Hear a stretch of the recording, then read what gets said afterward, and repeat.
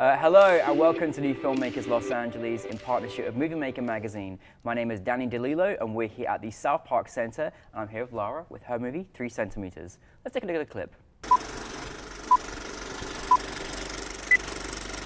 يلا جبت التك. لحظة عن جد بدكم تطلعوني بهاي؟ كثير حنتسلى عن جد كثير حنتسلى عن جد قد ايه علوها؟ بدك اياها بالمتر ولا بالسنتيمتر؟ بعي حتجرسينا والله تفضلوا سوايا يلا Lara, thank you so much for being here and coming all the way from London to be with us today. Thank you so much. Oh, we're so grateful to have your film. For those that haven't seen 3 centimeters, tell a brief synopsis to us. So 3 centimeters is basically a film about 4 Lebanese girls on a Ferris wheel having a conversation. I love it. And where did the idea of the title come through? Well, the title comes from actually one of the inspirations to make the film, which was a conversation that I was having with a friend, and she basically told me that she found a way to experience sexuality without losing her virginity, and it included 3 centimeters. Wow, that's a really great story. What I love about your film is that you're just captured in these characters and what they're thinking and their relationships and everything, and it's so amazing. Like, this whole movie is shot on a Ferris wheel, and every moment just, you know, it has so much meaning and thought behind it, and the relationship between each of the friends as well.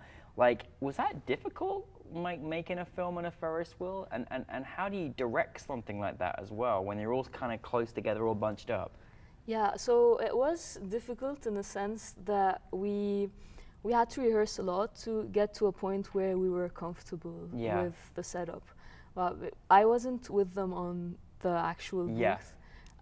So it was just them and the cinematographer. Wow. And my cinematographer, Piero Cioffi, he was a classmate of mine at the London Film School. Oh, wonderful. And he doesn't speak Arabic, but he got used to the way they speak and their body language and like the few words that come up in English, and he was able to follow them. Yeah. And with them it was, I just wanted them to be able to feel comfortable with their characters. Yeah. So I wanted them to feel free to improvise and like really own their characters. It worked so well. Like, it was just so, I was so enthralled with the story and these relationships and these characters, and I absolutely love this sort of very close visual, you know, perspective on their faces and what they're feeling, and then reactions to what someone's just said or what someone hasn't said.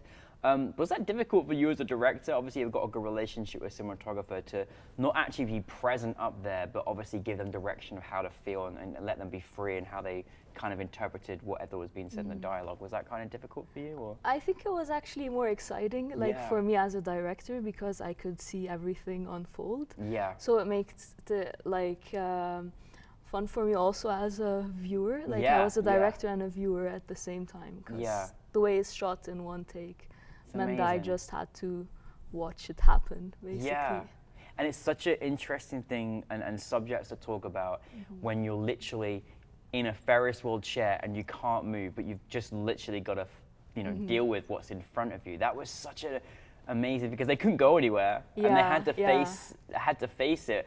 I mean, did you, looking back at like the footage, because I just thought your actresses were brilliant. Firstly, tell me, because I know you shot this in your home country of Lebanon, in Beirut, and how was it in finding the actresses, because they were fantastic? So I was really lucky with the actresses, because the makeup artist on the film, who's a friend of mine, he was studying in the same school with actresses. And when he read my script, he told me, like, I have great people for you. And we did an audition, and 3 of the actresses were perfect for 3 of the roles. Great. So it was really the most difficult to cast was Manal, and like for that it was a bit different and had to go through a lot of auditions. But eventually I cast a non-actress, Mira Sher, who's a friend of one of the actresses, actually. Oh, wonderful! Yeah. No, it was wonderful. And obviously, I know there was probably the fact that you didn't have a lot of room anyway. But I think that it was so, you felt so like almost like you were there, and you were the sort of fifth person, sort of like with these girls. And the fact that it was all so close up, and you know, I love the way the camera just sort of panned between their thoughts and the way they looked at each other. Was that something you kind of wanted from your actresses, to kind of just improvise and just be in the moment and just kind of react to what the circumstances are? Yeah, like it did, of course, follow a certain storyline, and within that they were improvising. Well, like some moments we planned very well, actually, because we were also looking at how the light changes depending on where we are in the Ferris wheel, if we're still at the bottom or at the top. So some moments like we really planned, but within that, like they were like free to improvise, and yeah, like a lot of it is also said without words. Yeah. So yeah. Oh, it's so powerful though. It really was. One thing that I, you know, really, you know, enjoyed was, you know, you don't see many films on this Ferris wheel, but you know, how do you do that? So do you say to the person that runs the Ferris wheel that, hey, we want to shoot a movie on here, and how long did it take you to shoot your film? Like, what were those kind of, how was it for you in the actual filming experience? Yeah, so we managed to get the permission to film there, and basically we weren't really stopping anything. Like, the amount of people you see there is actually the amount of people who are that's great. There, and so it was okay. Yeah. Oh, good. We just made it very, very easy then. What was the biggest challenge you faced though?